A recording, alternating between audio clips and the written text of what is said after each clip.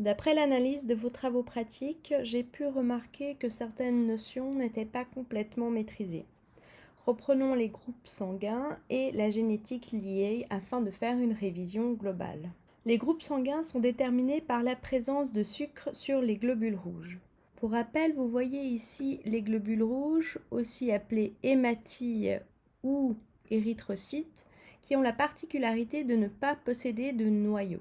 Cette caractéristique est particulière aux globules rouges et en font une exception parmi toutes les cellules du corps. Il existe deux systèmes majeurs, les plus utilisés couramment pour déterminer les groupes sanguins. À ceux-ci s'ajoutent de nombreux autres systèmes que nous ne verrons pas aujourd'hui. Le système ABO, que nous avons vu la semaine dernière, et le système Rhésus. Les groupes sanguins font référence à un phénotype. Dans le système ABO et dans le système Rhésus, le groupe déterminé indique quel antigène est porté par le globule rouge. Pour les groupes A, à la surface des globules rouges, on trouve des antigènes A, que vous voyez ici et que l'on retrouve là. Le phénotype est donc de type A. Pour rappel, un phénotype se note entre crochets, comme vous le voyez là, à la différence du génotype. Les individus de groupe B portent à la surface de leurs globules rouges des antigènes B. Les individus de groupe AB portent à leur surface des antigènes B, mais aussi des antigènes A. Les individus de groupe O ne portent pas d'antigènes à la surface de leurs globules rouges. Ces antigènes sont, rappelez-vous, des sucres qu'on appelle aussi marqueurs. Un individu de groupe O ne possédera ni antigène A ni antigène B, ce qui ne signifie pas qu'il ne possède aucun antigène, ces antigènes pouvant appartenir à d'autres systèmes comme le système Rhésus. Dans le cas du système Rhésus, nous avons deux phénotypes possibles. Le premier contient des antigènes D à la surface des globules rouges.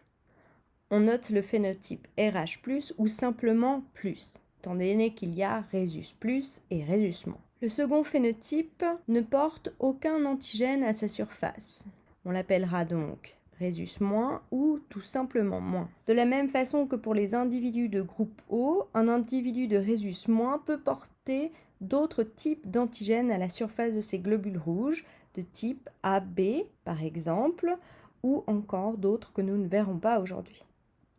Ces deux systèmes se combinent. Ainsi, le groupe sanguin d'un individu utilise généralement le système ABO et le système Rhésus. On peut ainsi être A+ ou A-, B+ ou B-, AB+ ou AB- et O+ ou O-. Essayons de comprendre la génétique, la régulation génétique qui se cache derrière ces groupes sanguins qui sont les phénotypes. Le phénotype est déterminé par la présence d'un marqueur, un sucre, à l'extérieur des globules rouges. Les sucres ne sont pas influencés directement par la génétique, les gènes produisant uniquement des protéines. Le système ABO regroupe trois allèles, dont l'allèle A. L'allèle A code pour une enzyme A. Cette enzyme A est fonctionnelle et produit le marqueur A, le sucre A. Le lien entre génétique et phénotype est donc là. C'est le génotype qui code pour une enzyme, une protéine, qui, elle, va produire le marqueur. Le second allèle est l'allèle B, codant lui pour l'enzyme B, cette enzyme B produisant un marqueur B. Le troisième allèle est l'allèle O. L'allèle O code pour une enzyme O. Cette enzyme est non fonctionnelle. En effet, elle est beaucoup plus courte que les deux autres enzymes et ne produit donc pas de marqueur. Le système Rhésus fonctionne de manière complètement analogue. L'allèle ici est l'allèle D+, qui code pour une enzyme D+, fonctionnelle, qui va donc produire un marqueur D+, à la surface des globules rouges. Lorsque l'allèle est l'allèle D-, l'enzyme produite sera l'enzyme D-, cette enzyme étant aussi non fonctionnelle comme l'enzyme O, aucun sucre ne sera produit à la surface de ces globules rouges. Regardons pour le système ABO l'ensemble des génotypes possibles.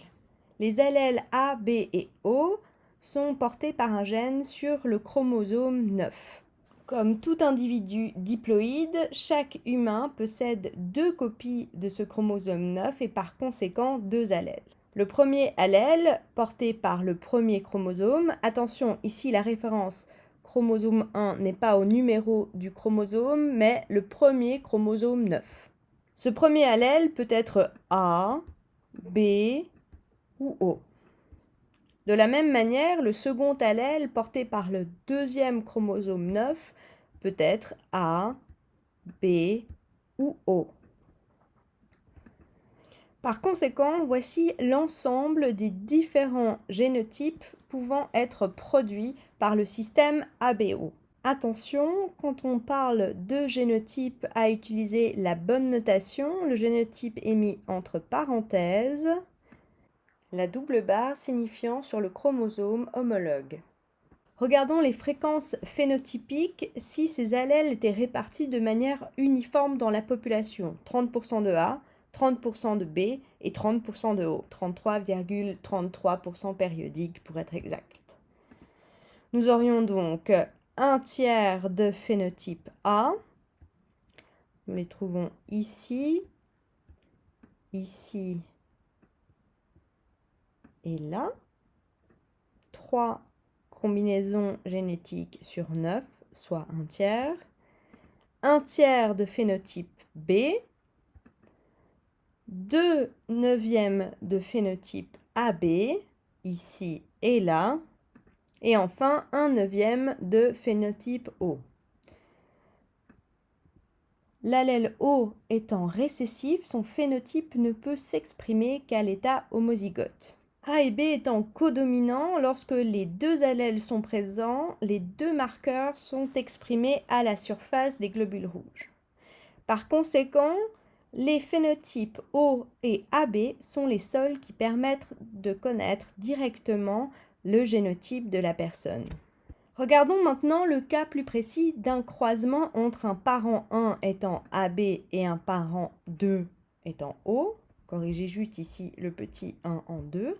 Leur génotype est donc AB et OO. Quels sont les génotypes et les phénotypes possibles de leur descendance? Pour déterminer cela, on utilise un échiquier de croisement ou tableau de Punnett. Il est important de déterminer quels sont les gamètes possibles du parent 1 et les gamètes possibles du parent 2. Le parent 1 étant AB, il peut donner A ou B, mais jamais AB, vu qu'il donne un seul allèle dans ses gamètes. Le parent 2 étant O, il peut donner uniquement l'allèle O. Par conséquent, leur descendance pourra être de type A ou B, soit les génotypes correspondants AO, BO. Regardons maintenant un cas un peu plus compliqué. Les phénotypes A et B ne permettent pas de connaître directement le génotype des individus. En effet, un individu B pourra être BB ou BO. BB étant l'homozygote et BO étant hétérozygote. Un individu A pourra lui être AA, l'homozygote, ou AO, l'hétérozygote. Les allèles A et B étant dominants sur l'allèle O, c'est donc le phénotype A ou B qui s'exprime. Quelle peut donc être la descendance possible de ces deux individus? Nous utilisons toujours un échiquier de croisement, bien que celui-ci est un peu particulier vu qu'il mentionne les gamètes possibles produites par l'individu et non pas tous les types de gamètes produits par l'individu. Pour le parent 1, il s'agit des gamètes B et O, alors que pour le parent 2, il s'agit des gamètes A et O. Si la descendance comporte des individus OO, ceci permet de déterminer que les parents étaient de type AO et BO. La descendance présente des individus de type A. Cela signifie que le parent 1 possédait un allèle O, était donc de génotype BO. Si la descendance présente des individus de type B, cela signifie que le parent 2 était de génotype AO. Pour déterminer les groupes sanguins, on utilise des anticorps. Les anticorps sont des molécules du système immunitaire, représentées généralement sous forme d'Y. Elles sillonnent le sang à la recherche d'individus pathogènes. Les anticorps ont deux parties, une zone variable, que l'on retrouve ici et ici, servant à reconnaître les antigènes, une zone invariable, utile pour recruter des cellules du système immunitaire ou pour produire ce qu'on appelle une agglutination. Les anticorps ne reconnaissent que les molécules externes au corps, ce qu'on appelle le non-soi. Un individu possédant des marqueurs A sur ses globules rouges n'aura par conséquent pas d'anticorps anti-A. La partie commune des anticorps non variables leur permet de s'agglutiner. En effet, quand un anticorps a reconnu un pathogène, il peut s'agglutiner avec d'autres anticorps, eux aussi reliés à des pathogènes. Cette agglutination facilite l'élimination des pathogènes. Si cela arrive dans le corps du donneur lors de transfusions sanguines, cela a des conséquences dramatiques. L'agglutination des globules rouges peut boucher les vaisseaux sanguins, induisant ainsi des thromboses ou des AVC. Il est possible de créer ces anticorps, nous le verrons plus en détail plus tard, et de produire des anticorps anti-A, anti-B et anti-D. Ainsi, du sang peut être testé. Lorsqu'il y a agglutination, comme vous le voyez là, on parle de résultats positifs. Les globules rouges ont réagi avec l'anticorps correspondant, dans le cas présent, l'anticorps anti-A. L'anticorps suivant est l'anticorps anti-B, qui agglutine, vous le voyez, les individus de type B ou AB. Et le dernier anticorps utilisé ici est un mélange des deux autres anticorps, A et B. Il est encore possible d'utiliser un anticorps anti-D permettant de relever la présence du facteur Rhésus. En temps normal, il n'y a pas d'échange entre le sang de la mère et le sang de l'enfant. Les anticorps toutefois sont de toutes petites molécules, capables de passer dans le sang du fœtus. Une mère RH- portant un enfant RH+, donc dont le père est Rhésus positif, n'aura pas de problème lors de sa première grossesse.